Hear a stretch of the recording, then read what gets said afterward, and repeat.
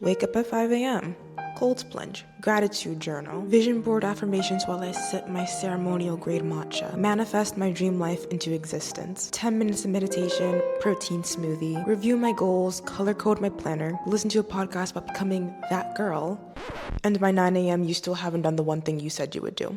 Self-improvement itself has quietly become the newest, best-dressed form of procrastination. And I don't mean that as a cute observation. I mean people, including me, spending years perfecting the aesthetic of becoming someone without ever actually becoming her. That's not a small cost. That's 3 years of watch my productive 5 a.m. morning routine and get ready with me, and still no pitch sent, no business started, no book finished. None of the goals you said you would do have been completed. So today I want to break down 2 specific ways self-improvement culture is quietly working against you, what it's actually costing us that no one's talking about, what we've lost in this process, and then the actual blueprint for building a life that you're proud of, starting with the one step that almost everyone skips. So let's jump straight into it.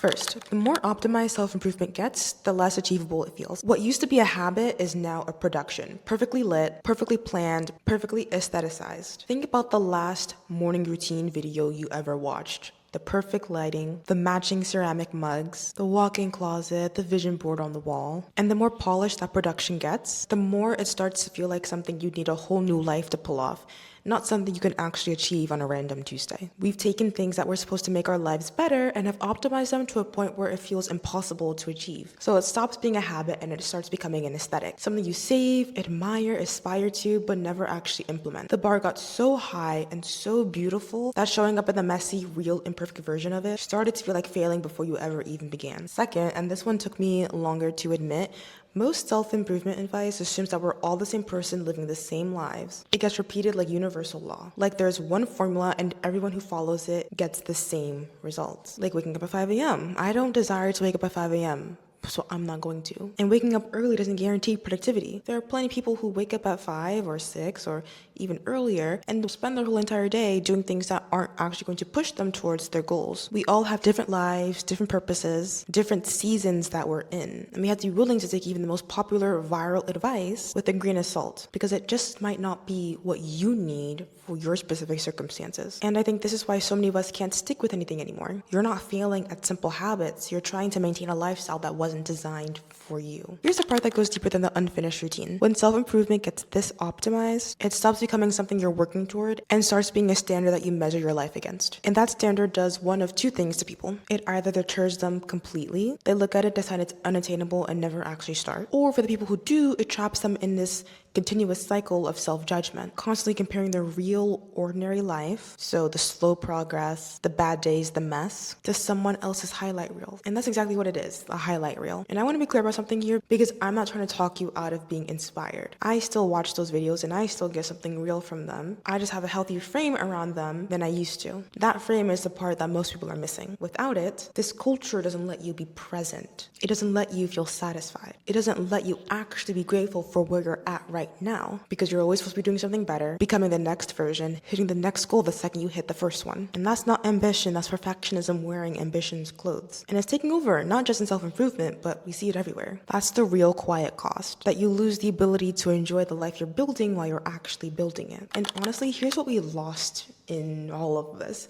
The point. Self-improvement was never supposed to be about performance. It was never supposed to be a specific routine, a specific look, a specific time on the clock. It exists for one sole reason: to build your capacity so that you can actually go and do the things that you want to do. That's it. That's the whole point. Not becoming a version of yourself that photographs well or building a life that other people can post on their Pinterest board. It's becoming someone who's capable of handling the life that you're trying to build. The discipline to follow through, the resilience to keep going once things get hard, the actual skills your goal requires. Someone who journals about the business that they're going to start but has never opened their laptop to actually begin working on it has built zero capacity, no matter how good, how inspiring, how motivational the journaling session felt. However, someone who spends 5 outreach messages every single day has built real capacity, even if it's nothing worth posting about. Somewhere along the way, we started to measure self-improvement by how it looks instead of what it actually builds. We started to rate our mornings based on aesthetic instead of asking ourselves,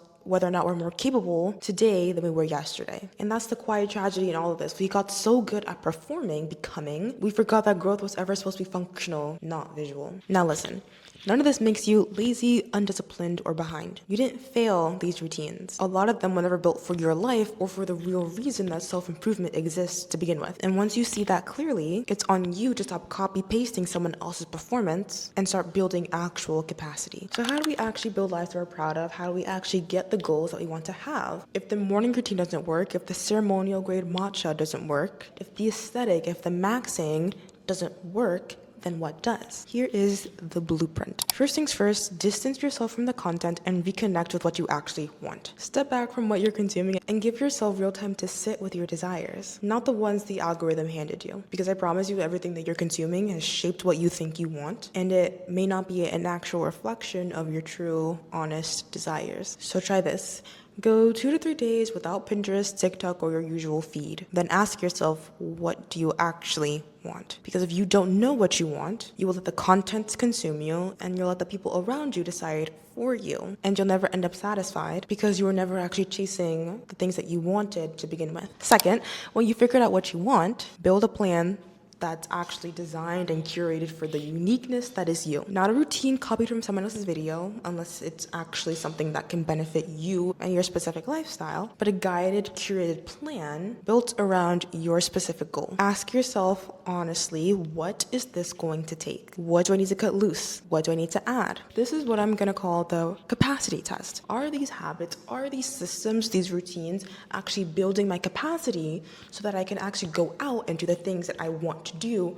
Or is it just performance and aesthetically pleasing, but not actually moving me anywhere closer to my desires? So let's say, for example, you want to start a business. Your plan may not necessarily be 5 a.m., cold plunging, or journaling, but your plan might actually consist of 30 minutes of outreach before work, cutting out Netflix for 60 days, 1 hour of real skill building every Saturday. See, think of things that are actually going to build your capacity so that down the line, you're actually building towards the life you want, the goals you want, the lifestyle that you want, instead of just copying an aesthetic that won't actually get you to where you want to be. So nothing aesthetic about it, just specific to you and the life that you're trying to build. Because this part is what decides whether the things that you actually do are going to move the needle in your favor and get you closer to what you want, or keep you stuck where you are with just a bunch of aesthetics around. Third, take action. This is where so many of us get stuck because we're so caught up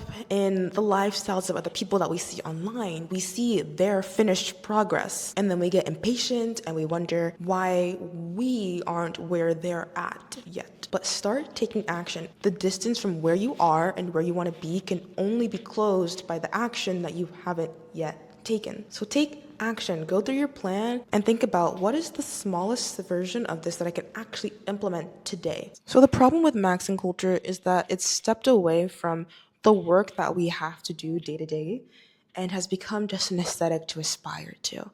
But if you actually want to get everything you want in this life and more, to achieve all your goals, to build a lifestyle that you've always wanted to have, we have to step away from things that are just aesthetically pleasing and start working on the day-to-day things that'll actually get us where we want to be. That's all I had for today. Thank you guys so much for watching. I hope this video has blessed you and inspired you. If you're ready to start building a life that you actually want instead of just thinking about it, then subscribe to my channel because that is all I talk about. I'm here to help you stop dreaming and start doing. And as always, my name is Tomi, and I will see you guys in the next video.